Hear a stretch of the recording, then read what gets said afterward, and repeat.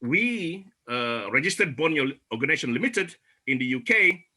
And the reason for that, sometimes if you are a bit active on this whole pan Borneo concept, we could encounter certain misconception, a bit more suspicion, whether what are you doing politically.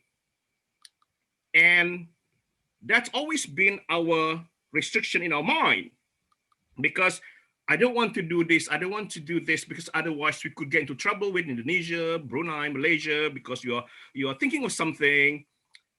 Now here's the question that I ask: can we, because of history that made us separated, we have Indonesia because of the Dutch history, we have Sarawak and Sabah because of Brooks, and then of course North Borneo Chartered Company, then we have Brunei, the British side. We have been separated by history. Now that's not a political statement, because Borneo is not a political organization. We have been separated by history, and therefore because of this, we do not have this pan Borneo kind of togetherness, uh, because we are always separated by this. We've been detected by this history. The question is, how do we become passionate of Borneo, become Borneonists, become passionate about the whole Borneo without being political? That is the question. We want to do Pan Borneo. We want to exist like a Pan Borneo brand, a Pan Borneo entity, promote the whole Borneo, be together, bermesra, but we don't want to um, offend anybody, put it this way. So the premise of this organization is, what can we use? What can we use? And the answer came in enterprise, business, yeah, enterprise, and in the form of social enterprise. And then we look at what are the existing framework. I'm a lawyer by training, so I look at what is existing framework or organization exists that will become our vehicle, kendaraan, yeah? What is it? Of course, immediately I see BMP IAGA. That's an existing organization or agreement. We can immediately ride on that. That becomes our kendaraan, our vehicle. We go on board. Why is that important? Because not only is an existing brand encompassing the whole Borneo, it also eliminates all these possible suspicions. What are they doing? No, we are doing business with BMP Iaga as well as our vehicle. So it's a very, very convenient vehicle for us. And there are a lot of other things. For instance, the IKN, Ibu Kota Negara Baru, the new capital that's going to be built in Kalimantan, in East Kalimantan, between Balikpapan and Samarinda there, that's going to happen. We like it or not, it's going to happen. And I said, what can we, it's going to be big, it's going to be huge. And I believe in years to come, that's going to be the center of Borneo.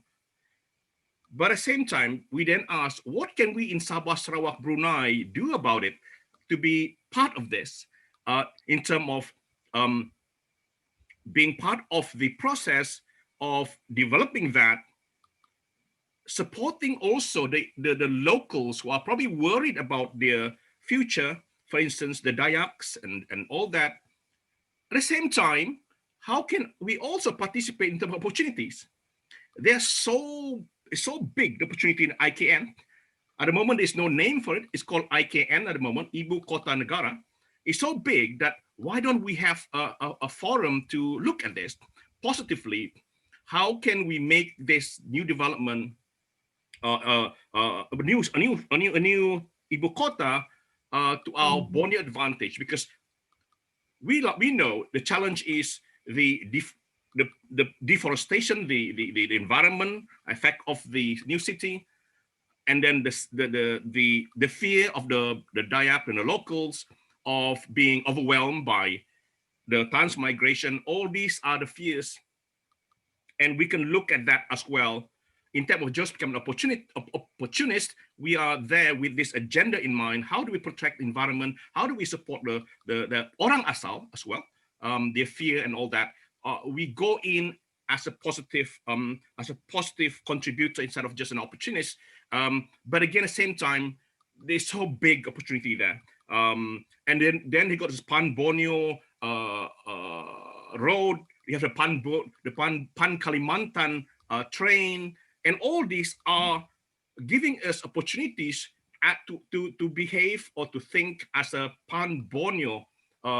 We call ourselves a Borneoist instead of a Sarawakians or Sabahans or Bruneians or Kalimantanese. We think as a one entity like Cheryl said. Borneo brand is actually so powerful. I mean, there are organizations all over the UK, London, supporting just orangutans. People are so passionate about Borneo environment. They're donating money. A few miles from my house, there's a lady who's raised £1 million just for the orangutan. Then she gave it to the government last year. See, there's so many passion. There's so many supporters. There's so many friends of Borneo that we tap on. You just type in orangutans and you see so many organizations, Australia, USA, New Zealand, UK, just supporting Borneo. These are the network of friends, I call them friends of Borneo, that we could capitalize. We could really get on board with them and pull them together. And we are talking about, when we talk about Borneo association, I call it, organization, we're talking about friends of Borneo, not only Borneans,